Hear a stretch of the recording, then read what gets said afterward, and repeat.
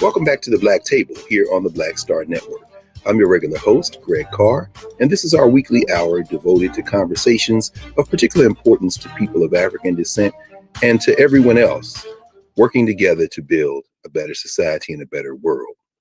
As we know, and in April, early April this year, the Tennessee three members of the Tennessee State Legislature were up on charges that they had disrupted the legislature and violated the rules of the House of Representatives, of the House, the Tennessee State House, and were threatened with expulsion.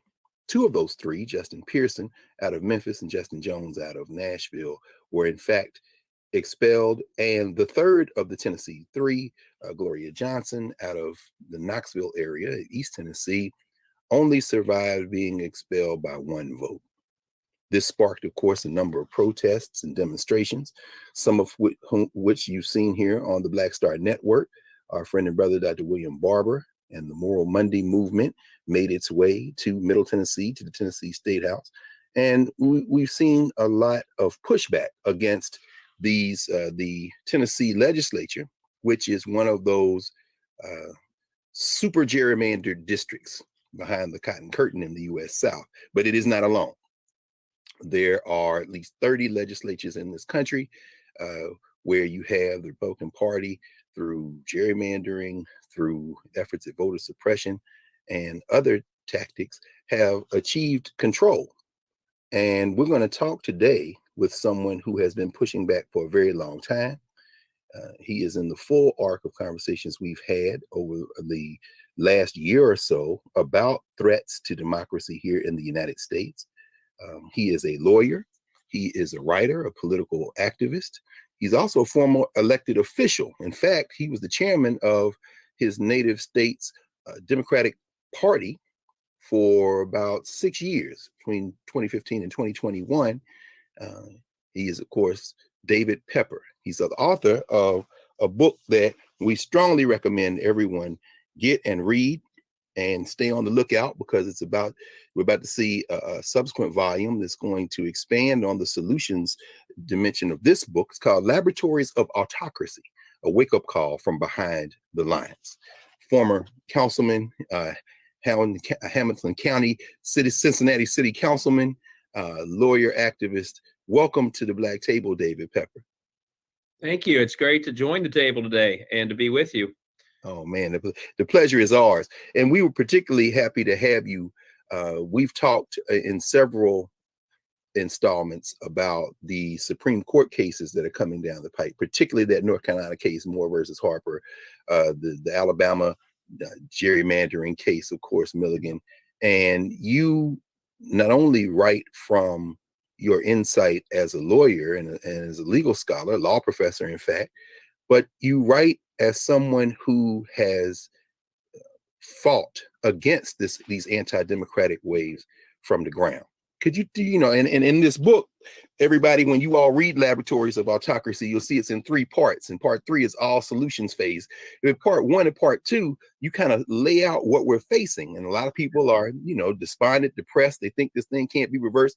Maybe, if you don't mind, tell us a little bit about what led you to write this book, and maybe we can enter part 1 of the book, where you lay out some pretty austere shenanigans in Cincinnati. I do. It's a painful, so I want people to read the book, but I want to warn you in advance, it's a painful read in many ways, but I do it, and I write it in a way that, and I've written a bunch of novels, so hopefully someone said to me, a Time magazine guy said to me, hey, congratulations, you wrote the first book on statehouses. It was actually interesting to read.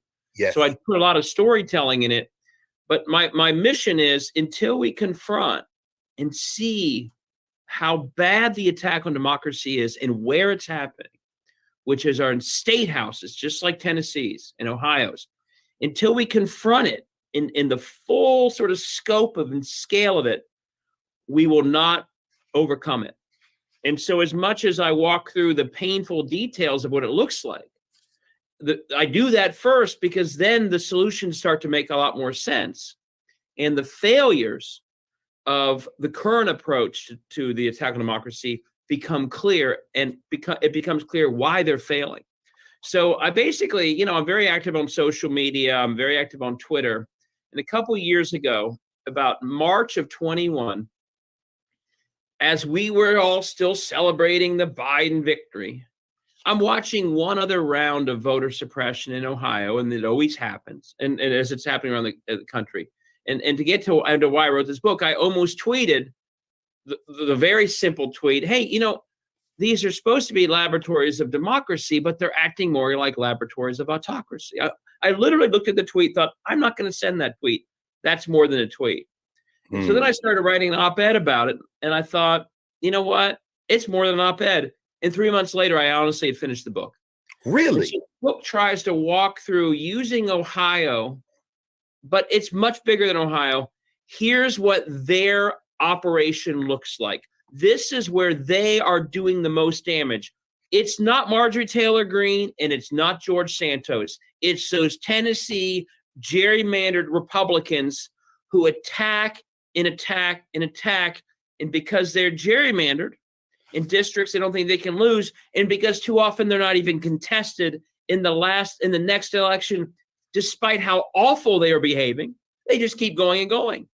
And until we get to that space and start taking them on where they are, and not only focus on whatever Marjorie Taylor Greene tweeted today, they're going to keep winning. And I wrote the book to expose what their big picture strategy is, how they fight it, where they fight it.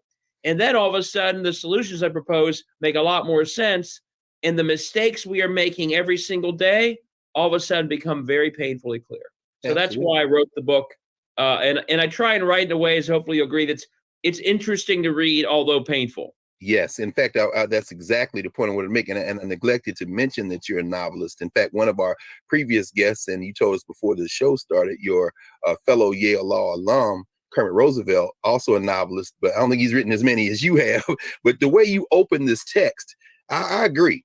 I agree with the reporter for the Times in terms of this being a compelling narrative. Right there in the introduction, when you write, it was a traffic jam only Chris Christie could admire. Immediately we think about that bridge in Jersey and the pay to play, but it wasn't about that. It was about drop boxes. Could you help us understand how this thing that looks like a small thing is really part of a much larger strategy? Yes. Let me put it this way. So I got into it, and I'll say I was proud in Ohio. I was pretty litigious when it came to voting rights. So I got into some major lawsuits in Ohio about drop boxes. And I'll just put it this way. There have been drop boxes for years in America that voters could vote conveniently at drop boxes in Anchorage, Alaska, Salt Lake City, Utah. No one cared. No one said there was fraud with drop boxes. No one said there was something wrong with drop boxes. It's been going on for years in certain states, in certain cities. Only when voters of color and Black voters began to use drop boxes in high numbers during COVID, yes, in Atlanta, Detroit, and Philadelphia, did people start to say, oh, drop boxes are bad, we got to get rid of them. And I got into a massive struggle here in Ohio because during COVID, I too wanted drop boxes here in Ohio. Our Secretary of State, Frank LaRose, lied for months, saying there was no legal authority to add more drop boxes. I took him to court. I proved in repeated court hearings and ultimately judicial decisions, including by Republicans, that he was lying, that he had every power to expand drop boxes. And after we won those lawsuits, we couldn't force him to add them, but we made it clear that he was lying when he said he couldn't. He created one drop box per county, one drop box location for a county of 1 million people, like Cleveland, like the greater Cleveland, Cuyahoga County, Cincinnati. And so, I opened the book up with descriptions of traffic jams that his one drop box rule created, knowing full well that's what would happen.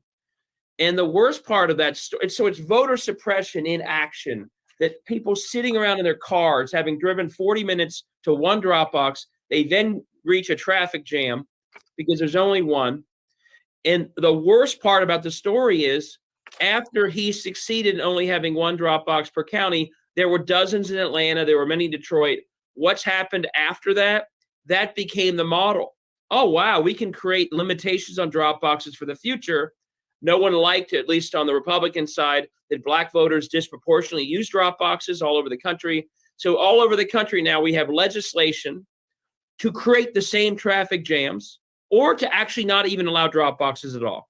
When only a few years ago, when voters in Salt Lake City and Anchorage were using drop boxes, no one cared. It's a perfect example of how aggressive the suppression is, but also, as I give that book title, Laboratories of Autocracy, about how these states are always learning from one another. And here we have a drop box rule created traffic jams, made things more difficult. In a normal world, you'd say, well, if you create a traffic jam, you'd want to get rid of the traffic jam. But if your goal is voter suppression, that traffic jam is what you want. So all of a sudden, within months of the traffic jams in Ohio, we have people all around the country trying to replicate them. It's a perfect example of how voter suppression works and how they look for successes as they consider them and try and mimic them around the country. And it started with long lines in that, like I described in the book, right, only a few minutes from where I'm sitting today, and similar lines in Akron, Ohio, and Cleveland, Ohio, Columbus, Ohio, all around the state. I remember, in fact, here on the network, Roland Martin one night, the lines in Franklin County, of course, where Columbus is. And of course, he's from Houston, Harris County. And we saw something very similar. And I know in our second block, we want to ask you about not this metaphor of the bunker and how that expands out with ALEC. And I hope you will walk us through a little bit of what ALEC is and how, in fact, some of these legislators are so lazy that the model legislation they draft, they don't even change much of the language, if anything. And so now they're replicating this thing. In fact, maybe what we'll do here is pause. And when we come back from the break, we'll ask you to delayer a little bit more and give us some of the other strategies folks are using to weaponize the state houses, and the equation that you introduce in kind of lead us into in part 3 of the book, when you say broken democracy plus corruption plus this coordination ends up in this mess. So I hope you'll kind of, we'll follow your lead to see where you want to go in that and kind of open this up for us. So we'll be back in a moment here at the Black Table with our guest, David Pepper, author of Laboratories of Autocracy, a wake-up call from behind the lines. Back in a moment.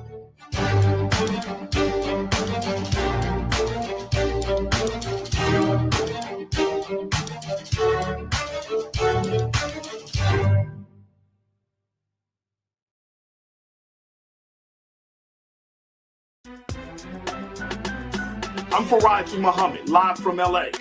And this is The Culture. The Culture is a two-way conversation. You and me. We talk about the stories, politics, the good, the bad, and the downright ugly. So join our community every day at 3 p.m. Eastern and let your voice be heard. Hey, we're all in this together. So let's talk about it and see what kind of trouble we can get into. It's The Culture, weekdays at 3, only on the Black Star Network.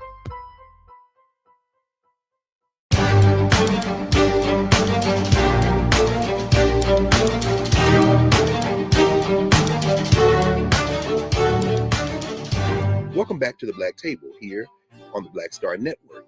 We are here with the author of Laboratories of Autocracy, David Pepper. He also has a companion website, by the way, and you'll see it down below in the lower thirds, laboratoriesofautocracy.com. David, the first part of your book was very familiar to me. Like as we talked about before we started, I lived in Ohio for about 5 years, and Ohio is not a red state. We watch television and we see red states and blue states, but as you have lived there your whole life, what you like fourth or fifth generation, I think. Ohio, when I got the opportunity to spend some time in Ohio, you make some very interesting points about Ohio. Some people might call you a cheerleader. I think we see your high school classmates say most likely to be elected president of the Chamber of Commerce. But what you say about Ohio is quite striking. Do you mind sharing with our viewers, why is Ohio such a perfect place to begin this conversation? Sure. Well, because we haven't been a red state. We're a toss-up state. We lean a little red, but we're not legislating like we're a little red. We're legislating like we're far, far right. And that's what happens once these state houses get hijacked by the far right. Then they gerrymander, they suppress the opposition, and that allows them to legislate in a way that doesn't reflect the people of that state. And one thing to be clear, and I really, I emphasize this in the book, this all began long before Donald Trump ran for anything. We this day and age, everyone equates the attack on democracy, Donald Trump. All of this was a backlash to the Obama coalition getting its way in 2008 in Ohio, in Michigan, in Pennsylvania, for goodness sakes, in Indiana, and Iowa. The attack on democracy that I talk about in this book that we are seeing today began before Donald Trump ever thought of running for president. We have to see that. And it didn't just happen because Obama won Ohio, although that was historic. It happened because the Obama coalition, a diverse democracy, got its way. And there's a long history in this country, as you know better than I do, I'm sure, of a backlash whenever a diverse democracy says, hey, we're now the majority. And that's what happened in Ohio and all these other states in 2008. So the minute they had a chance in 2011 to say, oh, not so fast. We're going to gerrymander you. We're going to suppress the voters that make up big chunks of your coalition. So you're not going to be the majority going forward. That's what they did in Ohio. They did it through attacking early vote. They did it through, as we talked about, where they privately in a hotel room they called the bunker, gerrymandered the heck out of this place. So that, when Obama won in 2008, Democrats also won the majority of the Ohio State House. We had the majority of the congressional seats. So it was an up and down victory driven by that Obama coalition. And they basically decided in 2011, never again. And with that, they created this system like in Tennessee and other states. You mentioned dozens of them. No accountability in the state level politics of places like this. And what we have seen since 2011, and this is the part where being that Ohio cheerleader, it's a painful thing to walk through, like I do in this book. Once you have no accountability, like we have in these states, you see a downward spiral.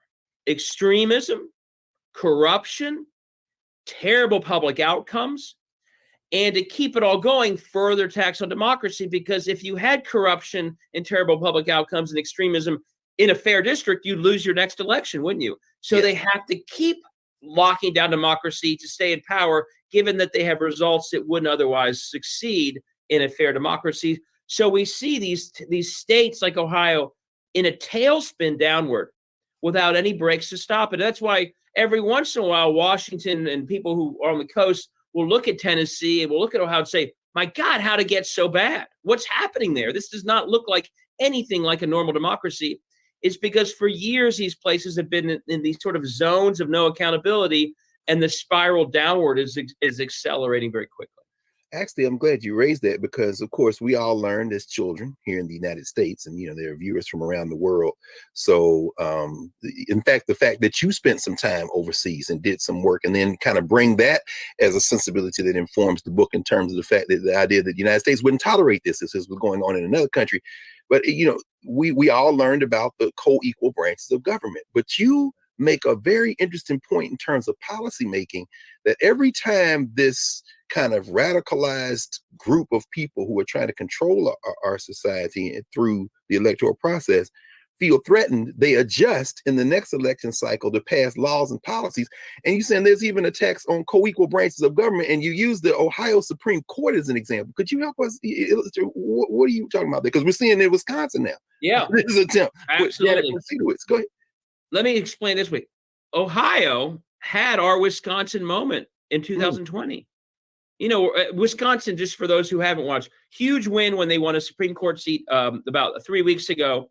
Wisconsin's had among the worst gerrymandering and voter suppression in the country. This fair court hopefully gives them a chance to fix that. Well, we had the same thing happen in 2020 when we won the third Democratic seat out of 7 after having had 0 only a couple years before. And we had an independent-minded Chief Justice. So we also finally, for the first time in years, had an independent court. Here's what the gerrymandered legislature, Republican legislature, did after losing that court race. One, they changed the rules of how we elect courts so that party ID is on the ballot. So they hope to have the results of their court races be as partisan as they are. Number 2, they are literally gerrymandering the appellate districts of Ohio to get better results.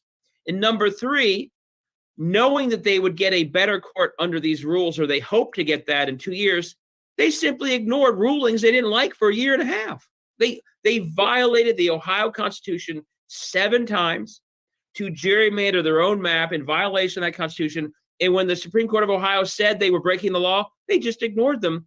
And they ignored it until the new court took effect because they had changed the rules this coming January. As you just said, and this is true about so much of the state house activity we're seeing, if we saw the behavior, lawless, undemocratic, extreme, banning books and trying to ban our history being taught, if we saw the behavior in Tennessee and Ohio and Missouri and Florida in another country, we would literally say, my God, that country is losing its democracy in front of all of us. We'd call in USAID or the State Department to say, help this country not lose its democracy. It's happening in our own country, right up the street from where all of us live. And it's like we don't even see it. Do you mind, David? Because you hinted, we're overconfident. We live in sort of a privileged post-Voting Rights Act America where we think, well, democracy is here to stay no matter what. And my former boss, we talked about him earlier, Nate Jones, Yes. and John Lewis would say, are you kidding? What do you think we had to fight for all those years to get to the 1970s and 80s?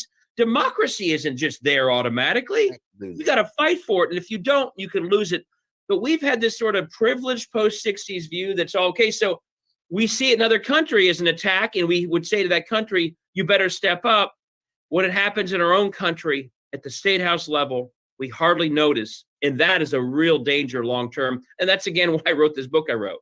Absolutely. And I don't want to miss this opportunity to, again, take that global kind of perspective and apply it locally. You had the occasion between undergrad at Yale and then Yale Law to spend 3 years abroad. And you were, in the way I understand it, interacting with the city of St. Petersburg, at least interacting between going there and then being in DC with the Center for Strategic and International Studies. Did you, and you talk about the fact, at least in your bio, you allude to the fact that one of the officials there at that local level in Russia was the vice mayor of St. Petersburg. Give us a sense of how we critique people overseas, but in fact, what's going on here in terms of corruption, this kind of, how would you even put those two things in conversation? Yeah, it is interesting. So the vice mayor, when I worked there, was Vladimir Putin. So I used to have meetings with him regularly. I don't want that to scare you. We were doing good stuff. Well, no. This is why I want you. Yeah. No, I met with Putin all the time. And I was there, and you remember this, in the mid-90s, we thought Russia was on its way to being a democracy. That was the work I was doing. That was the work that Clinton and Yeltsin were doing. Absolutely. And we've seen what happens when someone starts attacking the core institutions, the core balances of a democracy. All of a sudden, that hope is clearly all gone. It's gone in places like Hungary. It can happen. And that's why I always say we have blinders on, I'm afraid, in the United States. One, it's so partisan, we don't see it for what it is. Two, we focus on people like Marjorie Taylor Greene and Santos and Trump and not institutions. And three, the institution we really don't focus on are state houses, which end up making them the perfect place to attack democracy because we're all watching Washington. We're not watching where the damage is being done. And then once they win those places, they can gerrymander the heck out of them. And so they can do the damage, even if we are watching, like in Tennessee, they don't care. They're never held accountable. So what we would see so clearly elsewhere, we don't see here. And I think having worked overseas makes it maybe more clear to me. And once you see it, my hope is you can't unsee it in our own country. And my hope is over time, it inspires people to see that we are in the same fight for democracy that John Lewis was in. And we better see it that way. That means it's not every 2 years in a federal election. It means it's on all the time, everywhere. And it's in your state house. It's in your community. And there are many more things we can all do about it than we typically do when we only think it's about a couple federal elections in some state far away from where we live. Absolutely. And again, we'll spend probably most of the rest of our time walking through some of these solutions as we anticipate your forthcoming book. And when you talk about fighting everywhere and investing everywhere, and you give us examples like the governor of Kansas and the pushbacks, even when redefining victory, as you talk about, one of the things that you just mentioned a moment ago as it relates to the legislature basically thumbing its nose at the judiciary. You talk about corruption a lot. Yeah. What is this kind of impunity? I'm assuming it's always been with us, but could you, and then maybe we'll pick this up on the other side of the break, but if you want to say a line or two about how corruption plays in this, we'd be grateful. Yeah, so much of what's driving the takeover of state houses is big money. People always ask me, what's driving this? There's sort of different types of politics. There is a strand of our history of white supremacy, and it still is with us, and that's driving some of the folks in this. There's also other types of extremism in politics, but there's a lot of big money that understand that state houses end up being the perfect place for people to make a lot of money, be it energy companies, for-profit schools.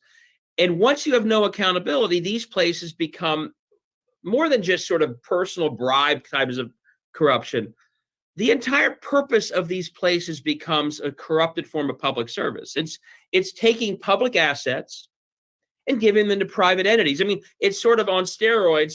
Brett Favre taking money meant for poor folks in Mississippi and using it for volleyball courts. Absolutely. All over this country, these state houses are basically taking private resources, public resources, our public goods, our tax dollars, and they give them to private entities. And because they can't be held accountable, they keep doing it. And that's why we see corruption all over. And we also see a dramatic decline in public outcomes, be it schools or student debt or healthcare, you name it, in states that once had very strong results. Because the public goods are being forked over to private players, they make the money, the public pays the price. And so these places, corruption is endemic to these hijacked state houses. When you have no accountability to the public, the private quickly starts grabbing the funds and the public can't do anything to stop it. Oh, yeah. Well, we want to pick up with that in a moment. We'll take a break, and when we come back, let's keep along that line for a little bit, and then we'll open up into what you lay out in terms of some very pragmatic, very clear solutions to fight back against these laboratories of autocracy and reestablish, as you quote Louis Brandeis early in the book, these laboratories of democracy. And you even point out some of the victories that we've had along the way. So we'll be back in a moment with David Pepper, author of Laboratories of Autocracy, here at the Black Table. Back in a moment.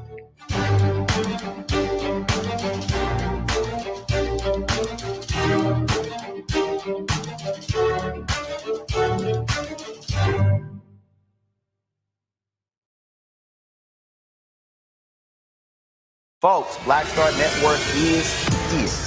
Oh, no punches! I'm real revolutionary right now. Support this man, Black Media. He makes sure that our stories are told. Thank you for being the voice of Black America, Roland. I love y'all. All momentum we have now, we have to keep this going. The video looks phenomenal. See, this difference between Black Star Network and Black-owned media and something like CNN. You can't be Black-owned media and be scared. It's time to be smart. Bring your eyeballs home. You dig?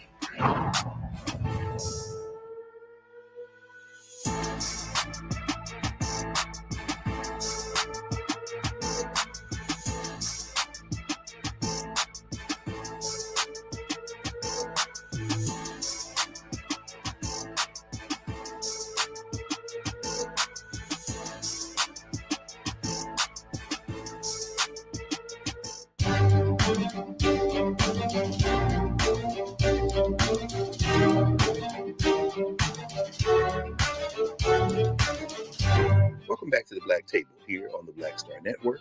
I'm your regular host, Greg Carr. Remember to support the Black Star Network. Join the Bring the Funk fan club, download the app, tell your friends, tell your family, tell everybody. The conversations we're having here are indeed unique across all platforms. So support all the shows on the platform. We're back with our guest, David Pepper, author of Laboratories of Autocracy. David, when we left, you had opened up this window into corruption. And of course, you're not talking about, at least you didn't lead with the kind of big headline stuff that we see, like Harlan Crow seemingly having rented out a justice on the Supreme Court, at least one. We know Sam Alito and his dinner parties and the allegations of leaking draft opinions, but they seem to be a rogue court. John Roberts doesn't seem to want to investigate anything except who leaked, and maybe he doesn't even want to do that. But your discussion of corruption and the impact it has on people who are voting for some of these legislators is really quite striking. Could you talk to us about, again, another big ticket item that we've probably been aware of, at least vaguely, 2010 Citizens United unleashing all this money, and then of course Shelby County in 2013 versus Holder and kind of attacking voting rights. But you talk about these coordinated efforts. These aren't just like individuals in kind of a broad sense. Could you talk a little bit about what ALEC is and how some of this stuff is, much of it, in fact, is coordinated? Yeah, and so the point is there's individual acts of corruption where people are getting bribes and they sometimes get prosecuted. But my worry is there's a much bigger corruption of the very notion of public service. And these state houses have become the place that if you want, and this takes us to ALEC, if your goal is to grab hold of public assets for your benefit, in the way that Brett Favre did, for example, Yes. and you are a private company, state houses are where you can get it done. Far better than Congress. Everyone's paying attention. And it turns out that in a world of no accountability with gerrymandering and suppression, the incentives that these legislators face actually rewards giving money to private entities who then give you money back. And the public who pays the cost of that giveaway can't vote you out anyway. And so here's the good news is, Democrats and others who care about democracy are starting to read my book and figure this out. The bad news is ALEC never had to read my book. They've been doing this for 20 years. Right. I didn't have to fill them in. They understood the weakness of state houses going back decades, and they understood that state houses offer the perfect set of incentives that they can take advantage of to benefit their members. So what ALEC does, it's called the American Legislative Exchange Council. Not about governors, not about senators. It's about state house and legislators. It basically takes everything I've talked about and puts it on steroids. It doesn't go one state at a time. It says across the states that we control, that we've hijacked, that no longer answerable to their own people, we are going to just rush through bill after bill that we write in some hotel room somewhere that benefits our members, be it, utilities or gun companies or energy companies or for-profit schools. And these state houses, sufficiently hijacked, will do everything we ask. And the sad truth is, it's worked incredibly well. And so they keep doing it. And as you said earlier, if something succeeds in Florida, they bring it to Ohio. And then they say, well, look, it happened in Florida. We'll do it here. If something fails, they'll learn from that mistake and correct for it.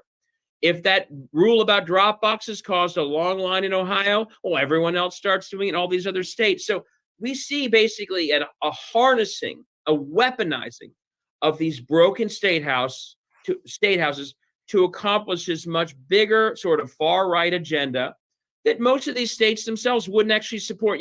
Kansas, that referendum on abortion access in Kansas, yes, is the tell. These places no longer represent even conservative states. They are hijacked by the far right and big money, and they're pushing that agenda, and they're able to push it, one, because of gerrymandering, which seals these people off into little fortresses of unaccountability, and two, because we do them the favor of never paying attention to it anyway. So they're just churning and churning away. And again, the reason I wrote my book is we're off celebrating Biden and Kamala Harris winning in 21, while they're suppressing and gerrymandering in the middle at the same time, and too little people even see that it's happening. So, but again, to go back to what I said before the break, there's so much money driving it. It's not like this is charity or civic service for them. This is an investment that pays back many times over in tax breaks and giveaways and public school funds being forked over to private for-profit scams. Some of that money goes back to the legislators as contributions or dark money. It's money driven, a lot of it. And it's crushing public outcomes in states like Ohio as we speak. I was going to ask you about that. In fact, I'm sure you saw, and we're all looking at this development in Oklahoma with this virtual charter school, this Catholic school. They're really after the establishment clause. It seems like John Roberts seems like he's going to run everything through the First Amendment. And I'm sure if you want to make any comment on that, fine. We got some time. But I want to ask you, you raise up a particular case. I think Governor Kelly is in Kansas, and how what they did in Kansas, they got an extreme pushback. And as we kind of turn toward how we can attack this and kind of reverse some of this stuff, do you mind saying a few words about how this thing backfired on them in Kansas, and as a result, people came together? And we can do this. If you could do it in Kansas, you could do it in a lot of places. If you've heard anything I've said, it's that the MO of these state houses is taking public goods and forking them over to private players. And automatically with that model will be declining public outcomes that everyday people feel. And the smartest politicians in these tougher states figure out that many of these outcomes, once exposed, are deeply unpopular and become a real vulnerability to the people in charge. In Michigan, it was fix the damn roads. The roads across Michigan were falling apart. Most people experienced that. They hit a pothole, they have to pay money. Gretchen Whitmer runs on that, she wins. In Kansas, it was the fact that they had so defunded schools through their trickle-down model that in some parts of Kansas, like other states, they're down to 4 days of school a week. Wow. And if you're a parent of young kids like I am, you understand that's not a partisan problem. That's a problem.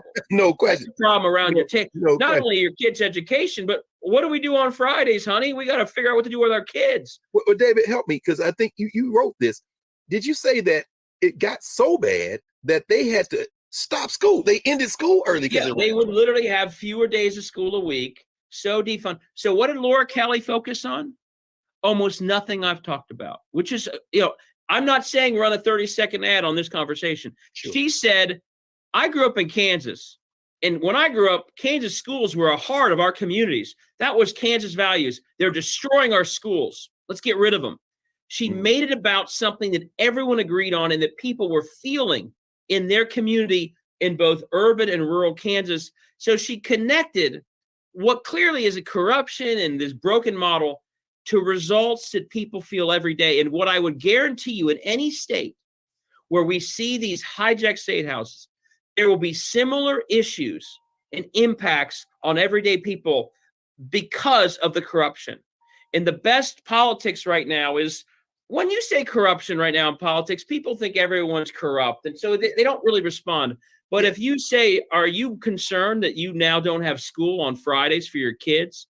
Are you concerned that an energy grid in Texas shut down so people froze to death? Are you concerned that small towns are dying with lack of infrastructure? All of a sudden, you're getting to issues that people care about who aren't even paying attention. And I think, and that's why you have a Democratic governor in Kansas. She smartly talked about issues that were impacted by these corrupt systems. And that's what I think people all around the country have to do, especially in states that are harder to win. Absolutely. Focus on the corruption and the impact of that corruption on everyday people. And all of a sudden, you've got a campaign you can run. Yes, sir. Yes, sir. And then this is very powerful. In fact, what we'll do now is pause, and when we come back, we're going to spend our last block with you leading us through some of the solutions that you walk us through. And you walk us through it at the national level, the state level, and the individual level, which is so very important. So many of our viewers look at this and say, well, what can I do? And you talk about even as we look back, as we kind of stand back from it and look over the country, we had Steve Phillips on a while back, and he talks about this new majority, and you talk about it as well. And of course, we want you to talk about some of this in your work with Stacey Abrams, your friend Stacey Abrams, and so many others, really helping to build a new way of moving in this country. So we'll be back in a moment with David Pepper, author of Laboratories of Autocracy, here at the Black Table. We'll be back in a moment.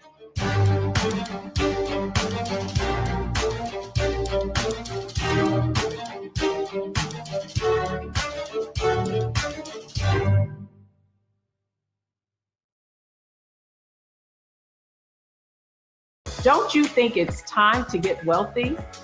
I'm Deborah Owens, America's Wealth Coach, and my new show on the Black Star Network focuses on the things your financial advisor or bank isn't telling you. So watch Get Wealthy on the Black Star Network.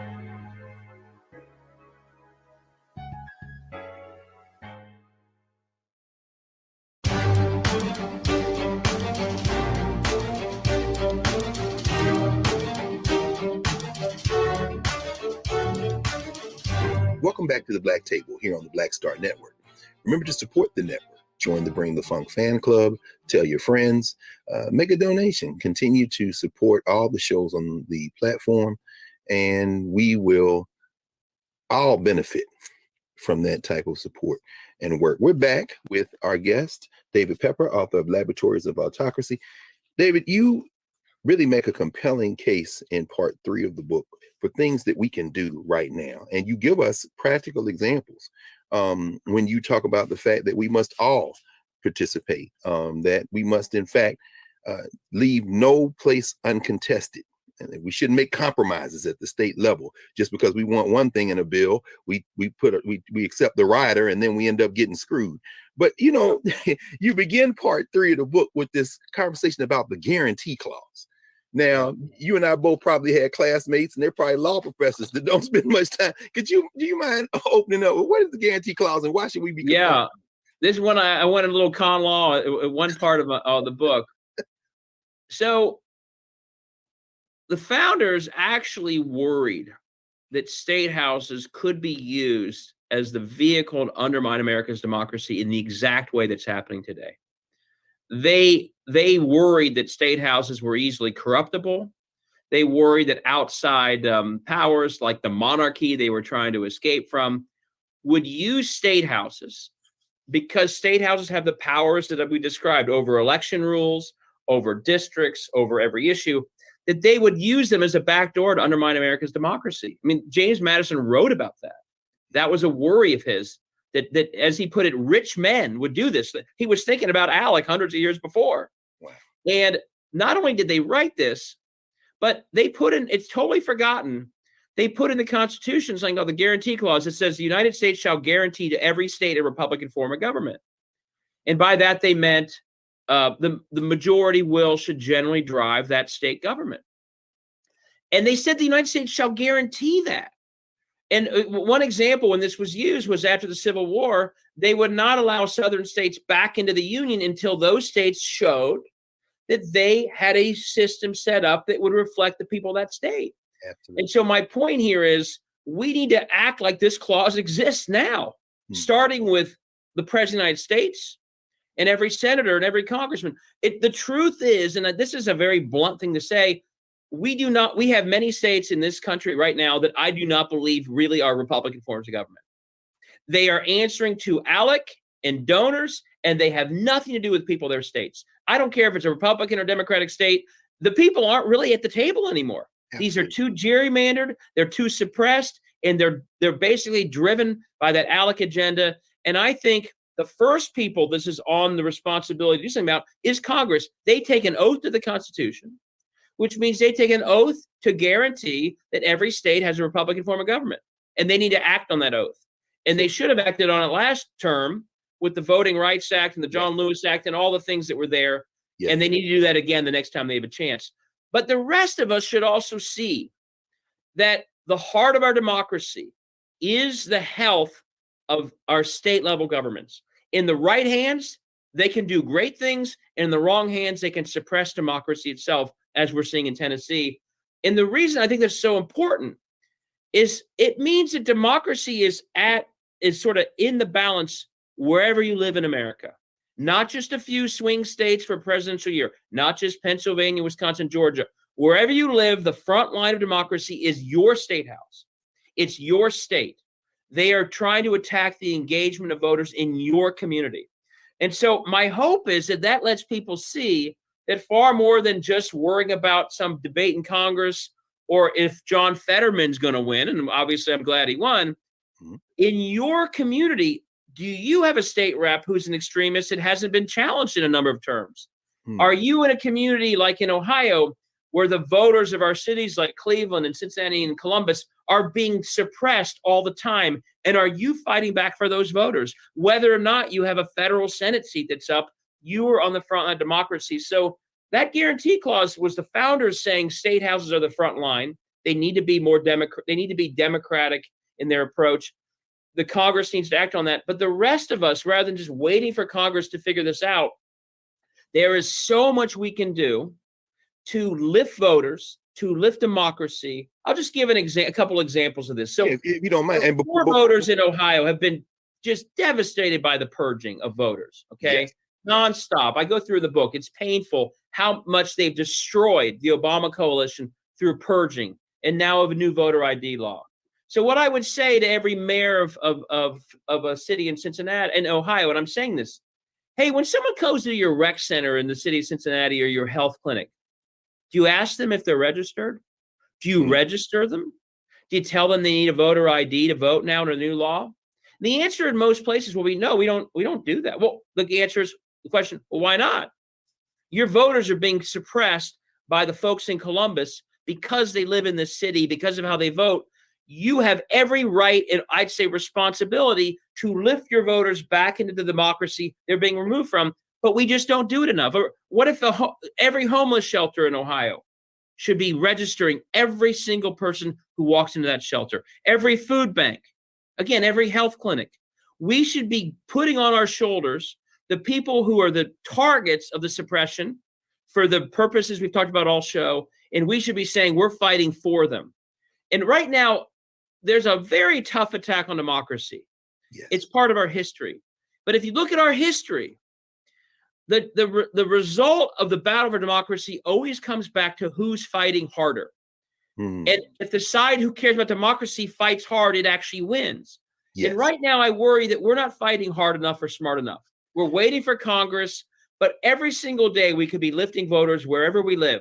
We could be challenging every extremist in every state house district wherever we live, and we too often aren't doing that. And I wrote the book, and I'm writing another book because I think, again, the deciding factor in the battle for democracy is the strength of the fight of those who care about democracy. And right now, I worry we take it for granted too much.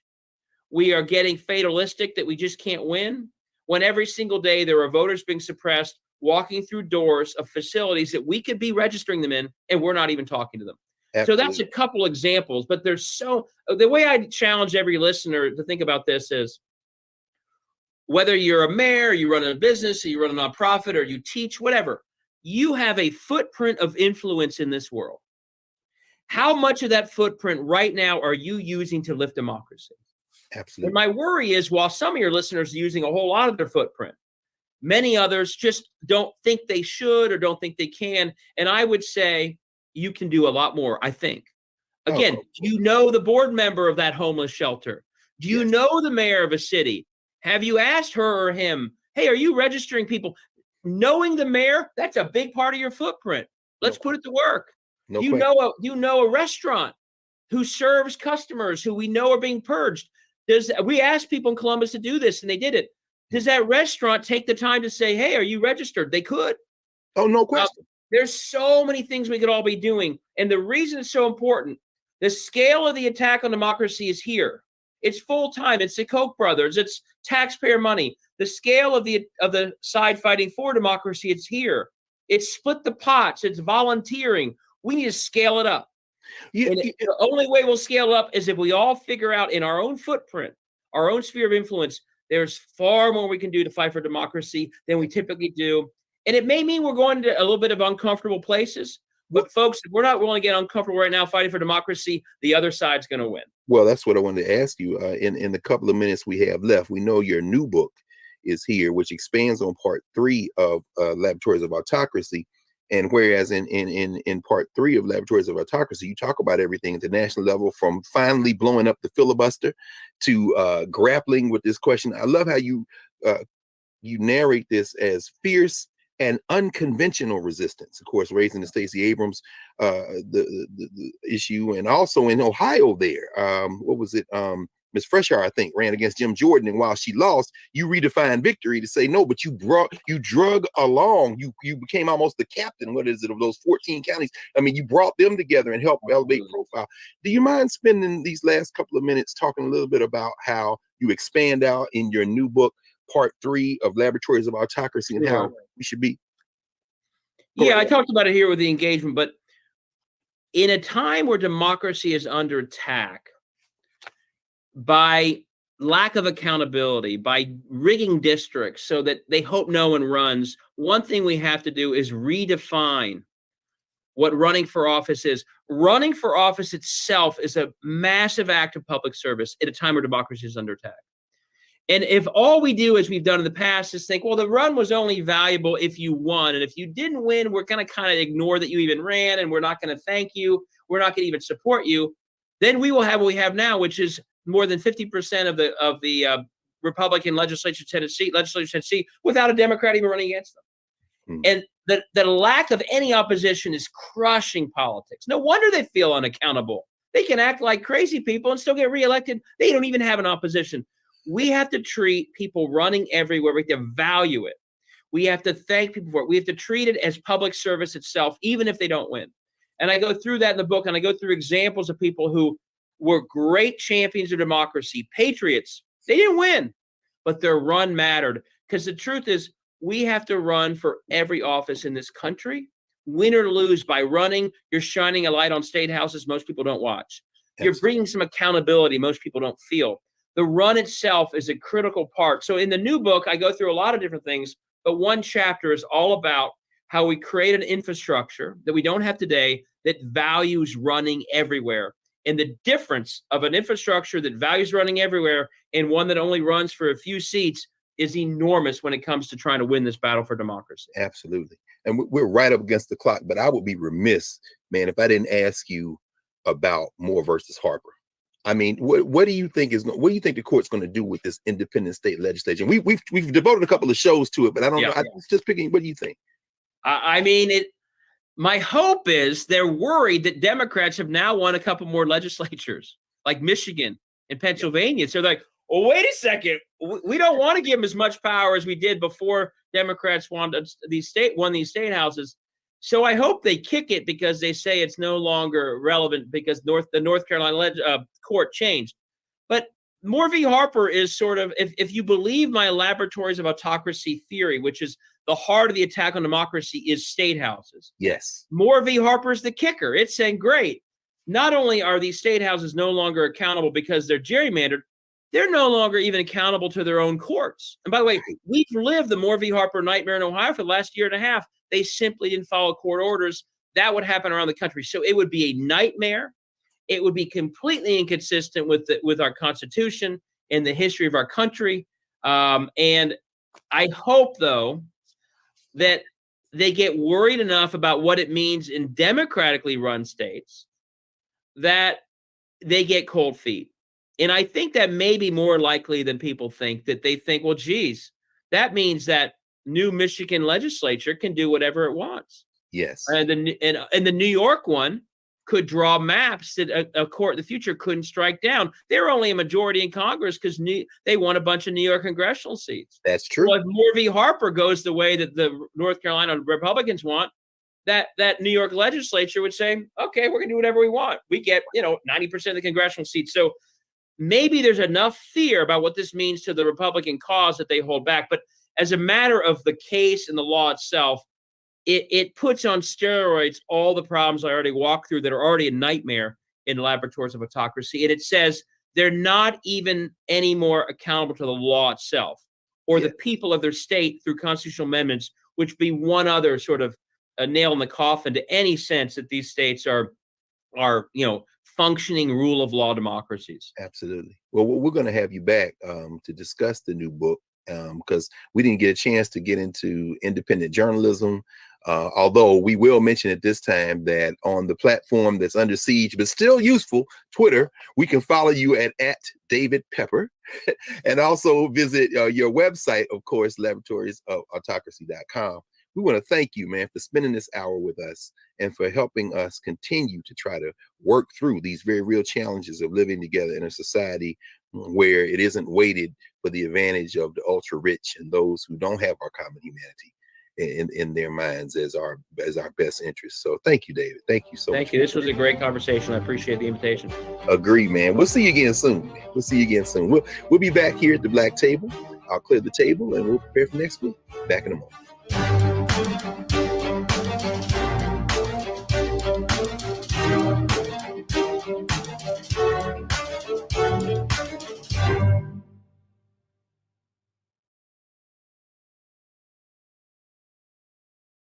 Hatred on the streets, a horrific scene, a white nationalist rally that descended into deadly violence.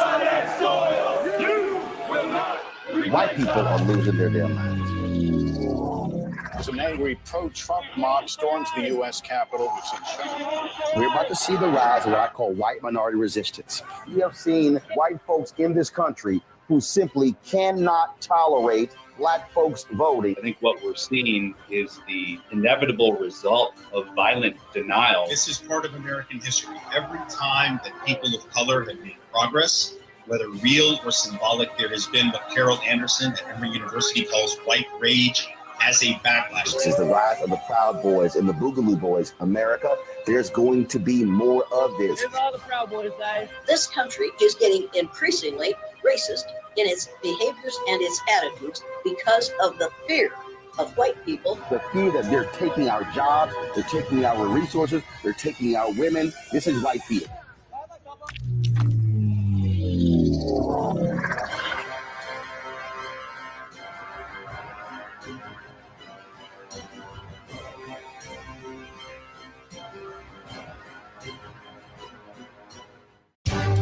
Welcome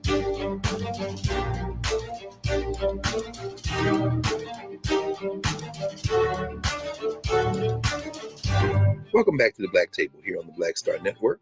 We've spent a very productive and enlightening hour with David Pepper, author of Laboratories of Autocracy, a wake-up call from behind the lines. I hope everyone paid very specific attention, especially to what each of us can do.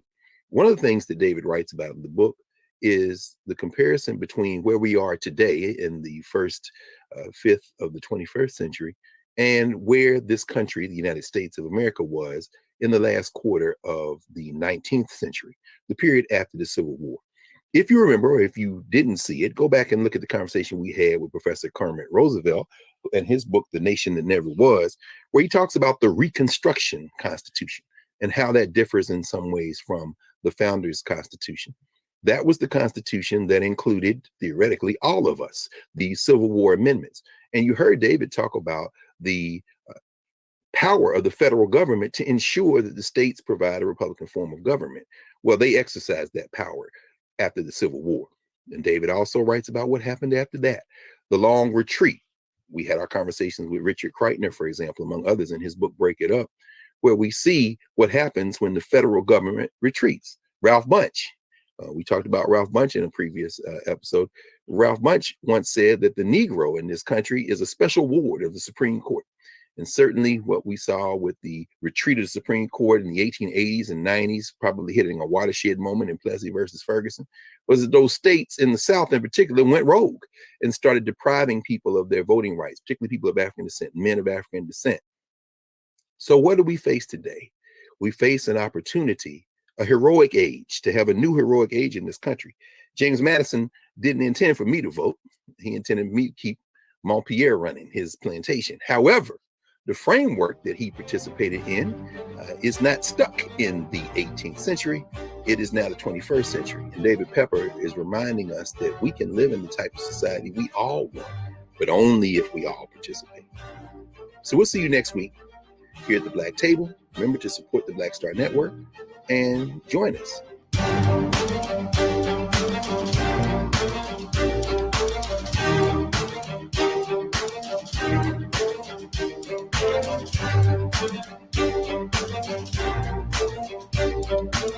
Thank you.